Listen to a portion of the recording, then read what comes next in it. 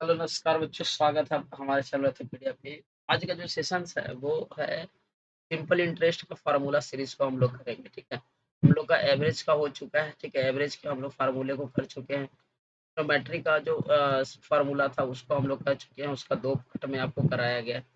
आज का जो है ये सिंपल इंटरेस्ट का है। तो लगभग हम लोग 10 चैप्टर का फार्मूला को हम लोग कर चुके हैं। आप जा करके हमारे प्लेलिस्ट में जा करके चेकआउट कीजिए, वहाँ पर सारा फार्मूला सीरीज हम लोग करवा रहे हैं, जहाँ पर डायरेक्ट आपको क्वेश्चंस देखने को मिलेगा जिसका हम लोग सॉल्व करेंगे। तो आज का जो सेशन है वो सिंपल इंटरेस्ट का होने वाला है, जिसको हम लोग हिंदी में क्या बोलते हैं, साधारण ब्याज बोला जाता है। ठीक है, तो आज देखते हैं कि इसमें डायरेक्ट फार्मूला हम लोग को साधारण ब्याज से क्या क्या पूछता है और डायरेक्ट हम लोग को क्या क्या क्वेश्चन हम लोग को मिल सकता है देखने को। आप क्या कहिए कि नोट डाउन करते भी जाना है। ठीक है, ताकि आपको बनते चला जाए। देखो, फार्मूला सीरीज है तो फार्मूला सीरीज में डायरेक्ट हम लोग को सिर्फ फार्मूला पर ही ध्यान देना है।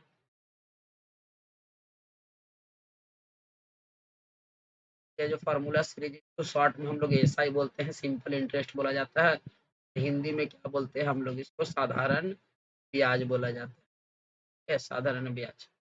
सबसे पहले इसमें कुछ कुछ चीज होता है जो आपको याद रखना है, जैसे कि बोलता है मूलधन होता है। ठीक है, फिर आपका मूलधन को हमेशा रुपए से दिखाते हैं, रुपीज में रहेगा आपको। एक दर होता है, दर को हम लोग हमेशा परसेंटेज में दिखाते हैं। एक समय होता है, ठीक है, समय को हमेशा हम लोग क्या चीज में दिखाते हैं, वर्ष में दिखाते हैं।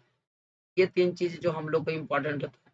मूलधन को हम लोग प्रिंसिपल बोलते हैं, पी से दिखाते हैं, रेट बोलते हैं दर को, और टाइम दिखाते हैं। ठीक हो, तो शॉर्ट शॉर्ट में हम लोग कहीं भी पीआरटी भी यूज़ करते हैं।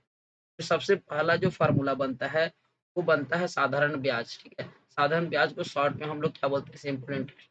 तो सिंपल इंटरेस्ट बराबर जो हम लोग का फ़ॉर्मूला बनता है, वो फ़ॉर्मूला हम लोग का क्या बनता है, मूलधन, ठीक है, गुने मूलधन गुने दर गुने समय। ठीक है, मूलधन गुने दर गुने समय बटा क्या हो जाता है, 100 होता है। इसी को शॉर्ट में हम लोग क्या लिखते हैं, पी आर टी बाई 100। ठीक है, शॉर्ट में आपको याद रखना है पी आर टी बाई 100।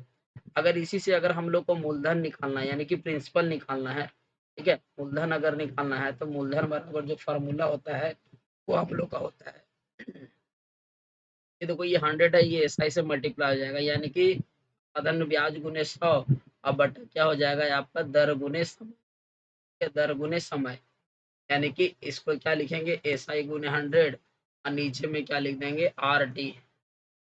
अगर मान लो कि दर ही निकालना रहे तो सिंपल सा फट आप फार्मूला आप लिखते चल जाओ। ये फार्मूला होता है एसआई गुने 100 इंटू पी इंटू टी। अगर मान लो कि समय ही निकालना रहेगा, समय, तो समय निकालने के लिए भी फार्मूला क्या हो जाएगा, SI into 100 by P into R. ये तो हो गया आपका सिंपल फार्मूला जो हम लोग को साधारण ब्याज से देखने को मिलेगा।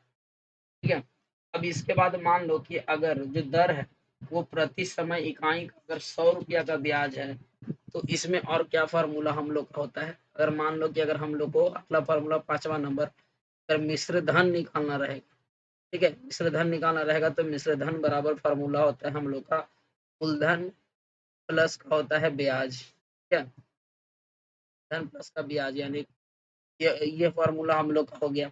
और अगर मूलधन से रिलेटेड, अगर मिश्र मूलधन और मिश्र धन से रिलेशन अगर हम लोग को फार्मूला से निकालना है, तो हम लोग का हो जाता है मूलधन बराबर एक फार्मूला, डायरेक्ट फार्मूला होता है मिश्र धन, ठीक है, बराबर 1 प्लस दर गुना समय। ठीक है, दर गुना समय, और बटा में हम लोग का क्या हो जाता है, 100। ये डायरेक्ट फार्मूला है। मिश्र धन अगर आपको दिया हुआ है, दर समय दिया हुआ है, तो ब्याज निकालने की जरूरत नहीं है, सीधा सीधी आप क्या कर सकते हो, वहां से मूलधन निकाल सकते हो। तो डायरेक्ट फार्मूला हम लोग को दिया हुआ है। ठीक है, अगले स्लाइड में देखते हैं कि और हम लोग का क्या इंपॉर्टेंट फार्मूला है, कि हम लोग कर चुके हैं।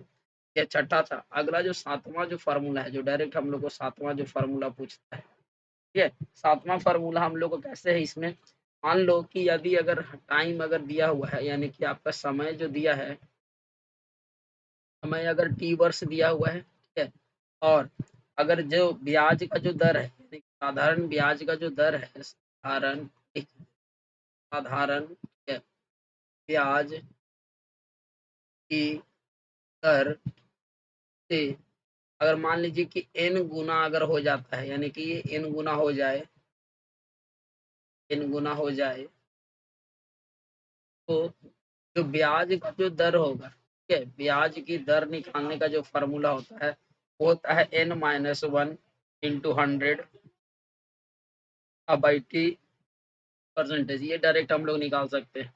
आगे जो फॉर्मूला नंबर क्या बोलता है, क्या फॉर्मूला नंबर जो 8वां है, यानी कि यदि कोई ये सब लिखते चल जाओ, ये सब डायरेक्ट हम लोग, यदि कोई धन r% यानी कि दर के परसेंट से, ठीक है, हरण ब्याज की इस समय में, अगर मान लीजिए 1 वर्ष बोला है, 2 वर्ष बोला है, टी समय में अगर n गुना हो जाता है, ठीक है, n गुना हो जाता है, तो उस समय अगर हम लोग को समय निकालना रहेगा, ठीक है, समय अगर हम लोग को समय निकालना रहेगा, उस समय बराबर फॉर्मूला होता है n-1 गुने 100, ठीक है, बाई r। यहाँ से हम लोग क्या निकाल सकते हैं, का समय निकाल सकते हैं। तो ये सब डायरेक्ट फॉर्मूला है जो हम लोग को देखने को मिलता है, ठीक है, कोई दिक्कत नहीं है, आप डायरेक्ट निकाल सकते हो। ये हम लोग का डायरेक्ट फार्मूला है, ठीक है? इसमें ज़्यादा फार्मूला हम लोग को एसआई से हम लोग को देखने को ज़्यादा फार्मूला मिले।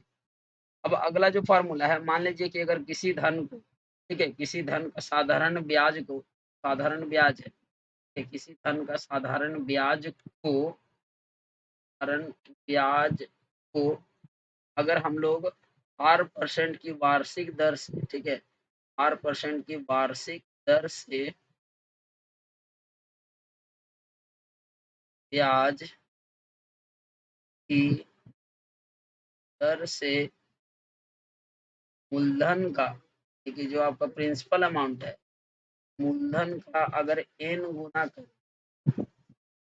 गुना अगर करते हैं, n गुना होने में लगा समय जो होगा, ठीक है, लगा समय कितना होता है, तो n गुने 100 बटा r वर्ष। ये इतना समय अगर लग जाएगा, अगर साधारण ब्याज को r% की वार्षिक दर से अगर ब्याज की दर को मूलधन का n गुना कर दे, ठीक है, जो भी है n टाइम्स 10,000 है तो उसको n गुना कर दो, 2 गुना 3 गुना कर देते हैं, तो ये हम लोग का ये डायरेक्ट फार्मूला निकलता है। और फार्मूला जो हम लोग का इम्पोर्टेंट फार्मूला निकलता है, फार्मूला नंबर 10 जो है, ठीक है, ज़्यादा नहीं है हम लोग को इतना। और ये जो फार्मूला जो लिखाया जा रहा है ये थोड़ा सा अपर लेवल है, तो शायद ही इस तरह का मिलेगा। आगे में आपको फर्स्ट स्लाइड में जो फार्मूला हम लोग लिखाए थे, वही फार्मूला से हम लोग का काम चल जाएगा। फिर भी अगर मान लो कि अगर दे देता है इस तरह का फार्मूला, तो हम लोग किस तरह से सॉल्व करेंगे, जरूरी है हम लोग को बनाना। जैसे कि देखो अगला फार्मूला क्या है कि यदि कोई धन है, साधारण ब्याज की दर से वर्षों में वर्षों में n1 गुना हो जाए, n1 गुना हो जाए, तो की दर से n2 गुना हो जाए, n2 गुना होने में जो लगा समय है, ठीक है, लगा समय बराबर जो फार्मूला हो जाता है, ये फार्मूला हो जाता है n2 minus 1 by n1 - 1 into ई, ठीक है, ये हम लोग का फार्मूला होता है। ये डायरेक्ट फार्मूला है, इसमें समय निकालने का आपका डायरेक्ट।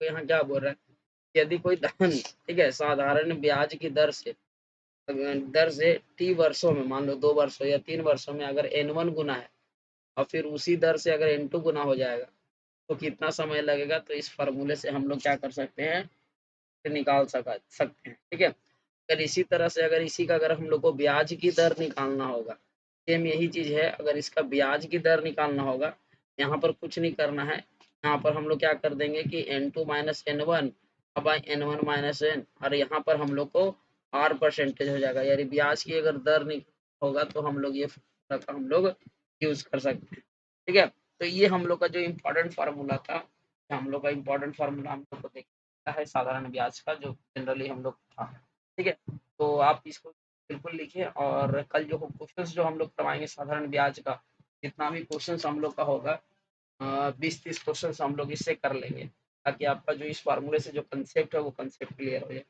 मिलते हैं हम लोग अपने नेक्स्ट सेशन में, तब तक के लिए धन्यवाद।